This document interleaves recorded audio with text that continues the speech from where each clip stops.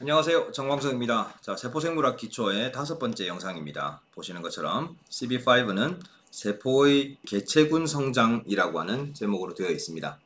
이 영상에서 우리는 세포의 증식이란 도대체 뭐냐? 증식입니다. 증식. 그로스입니다. 그로스가 우리 보통 성장이라고 이야기하죠. 그 다음에 이제 이 두 개 같은 뜻이에요. 그 다음에 제한이 없을 때 세포의 증식 현상은 어떤 모습을 보이느냐? 만약 제한 요소가 있다면 어떤 모습을 보이느냐? 그리고 마지막으로 세포의 성장 곡선이란 도대체 뭐냐? 이 네 가지 내용을 다룰 겁니다. 조금 뒤에서 설명드리겠지만 이 제한이라고 하는 거를 잠깐 예를 들어서 하나 설명을 해드리고 넘어가겠습니다. 제가 인체 구조학 기능 등 수업을 할 때 간혹 이런 이야기들을 많이 했어요. 이게 만약에 우리가 공부하는 강의실이라고 봅시다. 여기에 이제 화이트보드가 있고 여러분들 책상이 이렇게 있겠죠. 있고 여기에 출입문, 그다음에 여기도 출입문. 이게 보통 강의실의 모습인데요. 여기에서 우리가 보통 한 40명, 50명, 뭐 때에 따라 30명 이렇게 여러 학생들이 들어와서 수업을 듣습니다. 그런데 이 강의실이 충분히 공간이 넓다고 해서 여기에다가 사람을 원래 30명이 들어있었는데 30명을 더 집어넣었다고 해봅시다. 그렇다면 이 기존에 안에 앉아 계시던 30명의 학생들은 새로 들어온 30명의 학생들 때문에 서로 비좁아져서 앉을 자리를 찾기가 어려워질 겁니다. 하지만 만약에 이 안에 책걸상이 한 70개 있었다면 그래도 앉을 자리는 있겠죠. 다만 학생들 사이의 간격이 좀 좁아져서 좀 복잡해질 것 같아요. 그런데 이렇게 해서 30에 30 더해서 60명이 들어있는데요. 60명 들은 강의실에 똑같이 60명을 더 집어넣었다고 합시다. 이제는 책걸상이 60명, 도합 120명치의 의자가 있다고 하더라도 의자 놓을 자리가 없어질 거예요. 그죠? 그래갖고 그러면 뒤에가 좀 서서 들으라 이렇게 이래 됐다면 복작복작해도 그래도 120명이 들어왔다 칩시다. 그러니까 120명이 들어있는데 그 120명 속에 또다시 120명을 더 집어넣었다 생각해보세요. 어떤 일이 생길까? 더 이상 들어갈 자리가 안 만들어지겠죠. 전부 다 비좁은 곳에 다 이렇게 따닥따닥 붙어갖고 서서 강의를 들어야 하는 이런 불상사가 발생할 겁니다. 이제 이렇게 복잡해지고 난 다음에는 더 이상 학생을 더 집어넣을 수가 없는 그런 문제가 생길 거예요. 그렇겠죠? 이제 제가 여기서 먼저 말씀드린 이 제한이라고 하는 게 방금 말씀드린 예에서는 어떤 요소가 그러니까 사람 수가 늘어나는데 어떤 요소가 작용했느냐? 바로 공간의 크기입니다. 공간이 무한정 더 넓으면 120명이 뭐예요? 1000명, 2000명도 집어넣을 수 있겠죠. 미국인 하버드 같은 큰 대학교 같은 데 가보면 1000에서 1500명이 한꺼번에 들어와서 수업을 들을 수 있는 그런 대규모 강의실도 존재합니다. 그런 곳에는 많은 학생이 들어갈 수 있겠죠. 그죠? 그런 것처럼 어떤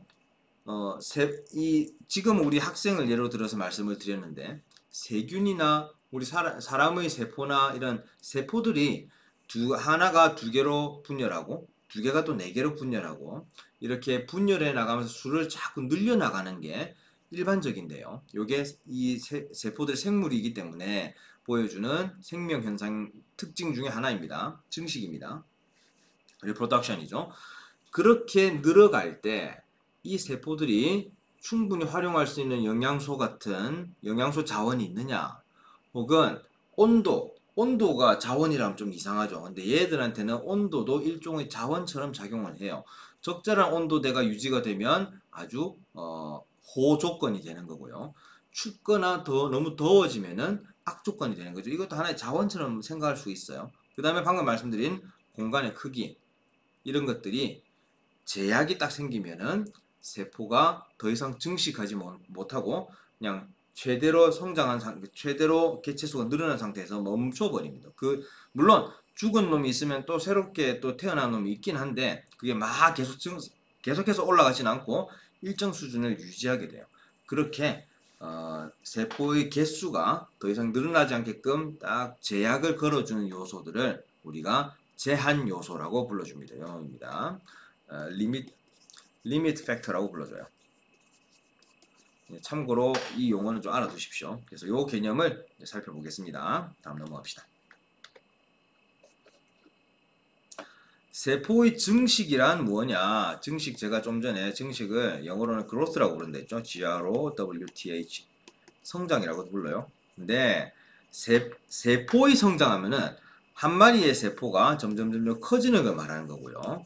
그래서 제가 세포가 증식한다면 한 마리가 둘로 나뉘는 걸 증식이라고 불러요. 만약에 성장이란 말을 지금 말씀드린 것처럼 개체수가 늘어나는 쪽으로 쓰려면 세포의 성장이라고 하면은 오해를 일으킬 수가 있고요. 세포로 이루어진 집단이 성장하는 거예요.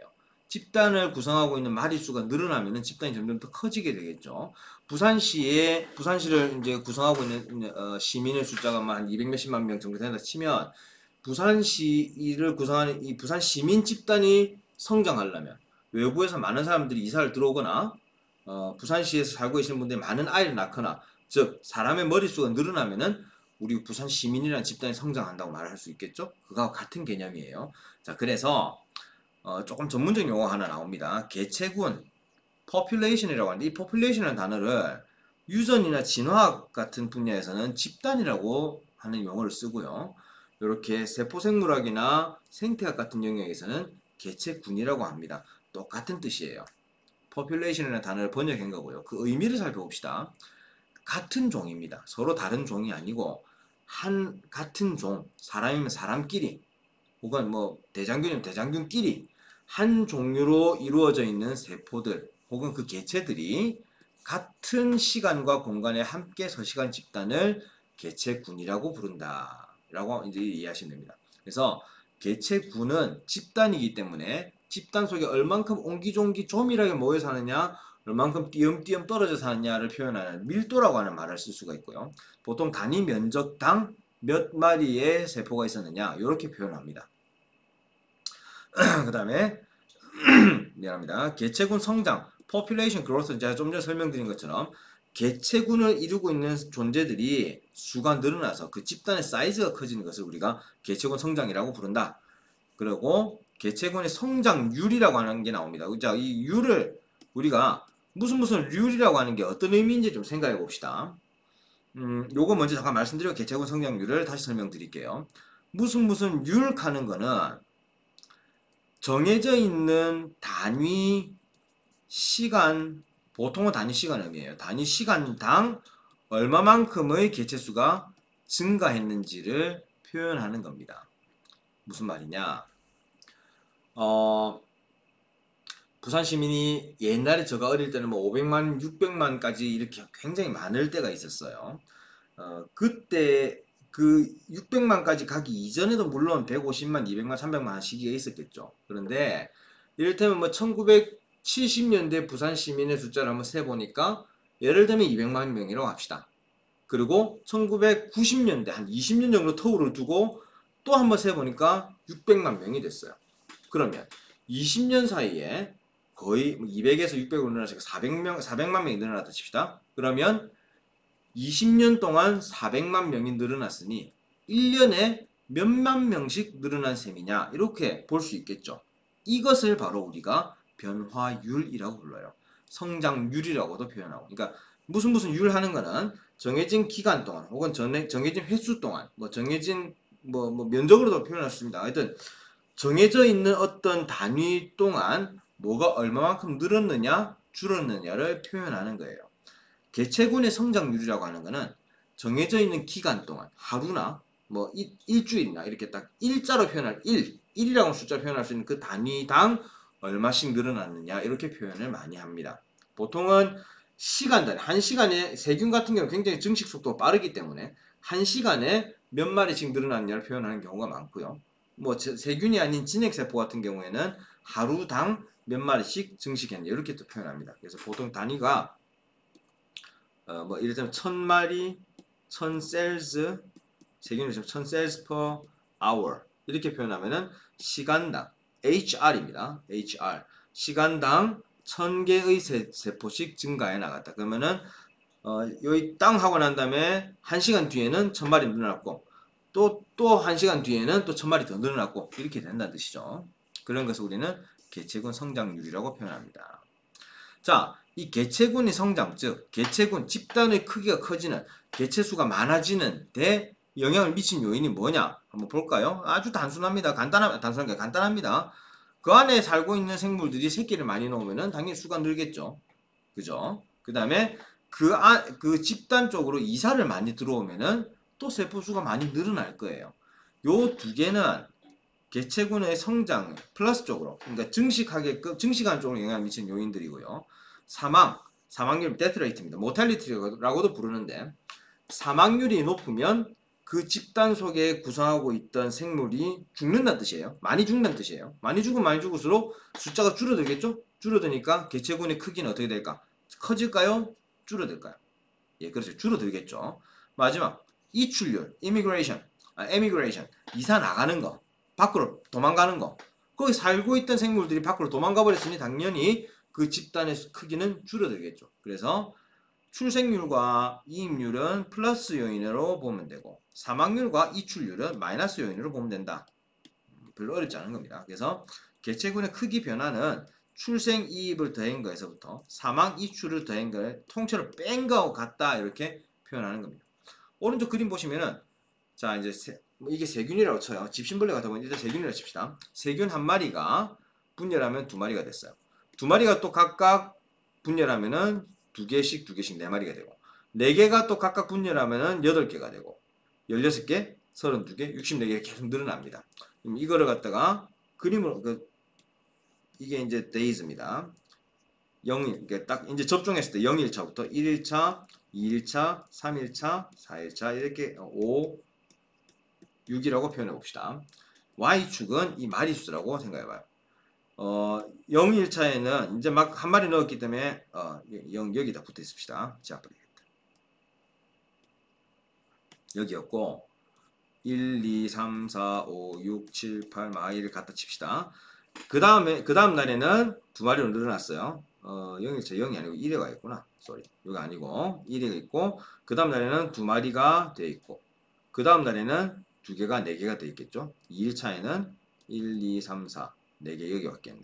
그죠? 3일차는 4개가 8개 되니까 뭐 이쯤에 올라가 있겠죠. 즉, 요 선들 쭉 이어보면 쭉 이렇게 올라가는 모습이 돼요. 어디서 많이 본 그림 아닌가요? 다음 슬라이드에 나올 건데요. 이런 식으로 매일매일 두 마리씩 계속 증식한 이런 현상이 발생하면 끝도 없이 수가 늘어날 겁니다. 이런 것을 우리가 제한이 없는 상태에서 세포가 증식한 현상, 요 그림입니다. 그죠? 자, limitation, 제한이라고 하는, 좀 전에 말씀드렸는데요. 세포가 성장하는데 필요한 자원이 제때 제대로 공급되지 않는 상태입니다. 먹을 게 부족하거나 너무 복잡하거나 온도가 너무 낮아졌거나 세균으로 치면은 pH가 지가 원하는 pH 범위가 아니거나 등등등 자신이 서식하는데 혹은 증식하는데 필요한 조건이 제대로 안 갖춰진 상태에서 제한이 발생했다라고 표현한다는 거죠. 자, 자원이란 영양소나 뭐 기체 가스 같은 산소나 뭐 이런 것들, 그 다음에 공간 등등 다양한 게 있고요. 제한이 발생했다는 뜻은 이러한 자원들이 부족하거나 공간이 너무 좁은 등등 세포가 분열해서 개체수는 늘려나간대. 이게 아까 말씀드린 개체군 성장이라고 했죠. 개체군이 성장하는데 필요한 조건이 열악인 상태를 우리가 제한 발생 상태라고 한다. 여러 차례 똑같은 말씀을 드렸으니까 이거 꼭 기억해 두세요. 그래서 제한이 없을 때 개체군 증식은 그러니까 수가 늘어나는 걸 말릴 게 없는 거예요. 말릴 게 없으니 계속 늘어나겠죠. 그러다 보니까 J 커브 형태로 나타난다. 쭉 치고 올라. 이게 우리 아마 초등학교, 중학교 때 요새 그걸 가르치는지 모르겠다. 인구 폭발이라고 하는 거 들어보셨는지 모르겠어요. 인구가 너무 많아가지고 국토나 국가 인프라가 이거를 수용할 수 없을 정도 인구가 늘어나는 거를 보통 인구 폭발이라고 이렇게 좀 표현하죠. 콜로키얼하게. 하여튼 이런 상황이 되는 거예요. 이게 제한 요소가 없을 때. 자, 그래서 근데 이제 실제 자연 환경 속에서는 이렇게 쭉 올라오는 거 우리가 이제 지수 성장이라고 부르거든요. 엑스포넨셜이라고 불러주는데, 지수 성장이 발생하기가 참 어렵습니다. 무한정 자원을 공급할 수가 없다는 거예요. 뭐 영양소도 먹다 보면 고갈 날 수 있겠죠. 세포들이 막 증식하다 보니까 요 조그만 접시 속에서 키웠는데 이것들이 막 너무 늘어나가지고 이 접시를 꽉 채워버렸어. 그럼 더 이상 자라날 공간이 없겠죠. 누가 해서 드러내지 않는 이상은 일부를. 그래서 이러한 J자 커브를 계속 유지하는 것은 사실상 불가능하다. 그렇게 보시면 돼요. 그러면 이제 어떤 제한이 발생하면 어떤 일이 발생하느냐 봅시다. 잠깐만 지우기 어디 아프나. 제한 요소가 있다면 보시는 것처럼 올라가다가 그 성장 뭐냐면 증식 양상이 꺾여가지고 일정 수준에 딱 머물렀을 요 정도에서 성장을 멈추는 그런 현상이 발생합니다. 이런 형태의 성장을 조금 어려운 용어인데요. 로지스틱 그로스 모델, 로지스틱 성장이라고 불러줘요. 앞에 보셨던 J자로 올라가는 거는 지수 성장이라고 부르고, 지수 아시죠? 우리 물론 접한 지 오래돼서 기억이 안 날 수도 있겠다. 뭡니까? 뭐 2의 2승, 2의 3승 하기 이렇게 이게 이제 뭡니까? 제곱, 세제곱 이런 것처럼 지수라고 하는 거는 exponential이라고 해서 e를 의미하는 거고. 하여튼 계속 올라가는 걸 우리는 지수 성장이라고 불러줍니다. 일단 용어를 그렇게 기억해 두세요. 그다음에 S자 모양으로 가득 꺾여 버리는 거를 S자 모양 꺾이는 것을 우리는 옆에 적어 놓은 것처럼 로지스틱 성장이라고 부른다. 이렇게 두 개 용어는 좀 상식선에서 기억을 해 주시기 바랍니다. 실세계에서는 각종 제한 요소가 작동해서 개체군의 성장을 방해합니다. 세포가 많이 증식하면 영양소 줄죠. 방금 말씀드린 것처럼.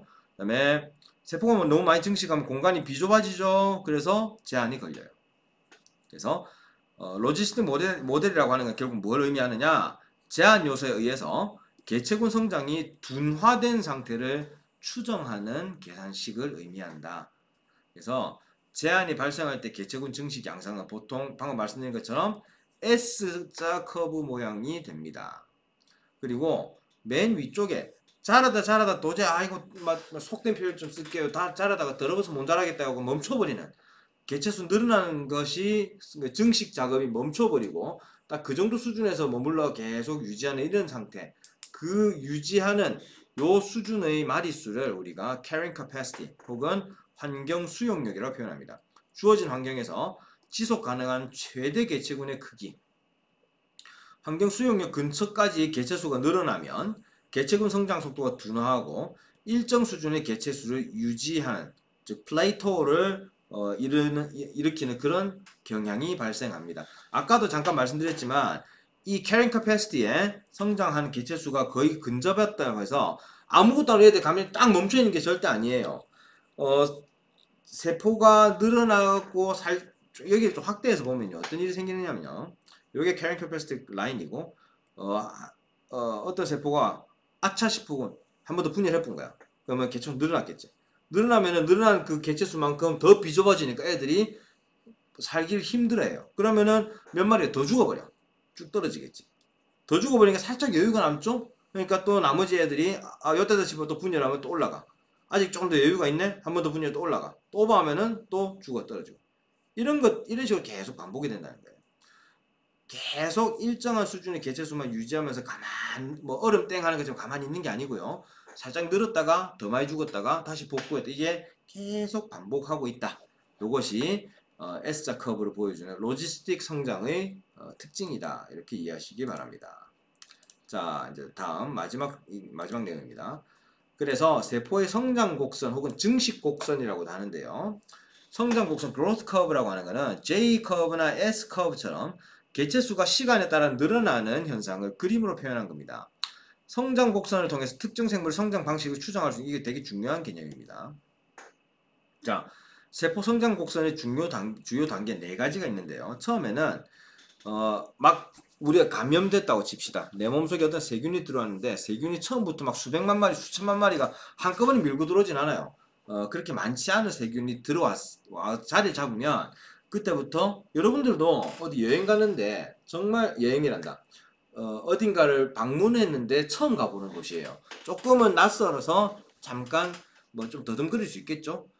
이 세균들도 우리 몸에 들어오고 난 이후에 잠깐 동안 증식하지 않고 그 환경에 적응하는 기간을 가집니다. 그걸 우리가 leg phase, 지체기라고 불러요. 그 다음 이제 딱 적응됐고 이거 살만하네 싶으면 그때부터 증식이 시작됩니다. 수가 늘어난다는 뜻이에요. 그것을 우리가 대수기 log phase 해가지고 세포가 활발히 분열하는 단계라고 불러주고요. stationary, 정직이라고 부르는데 아까 말씀드린 것처럼 캐리잉 캐패시티에 도달해서 거의 딱 플레이토를 이루는 이 상태를 우리가 정지기, 스테이셔너리라고 불러줍니다. 그리고 생각해 보세요.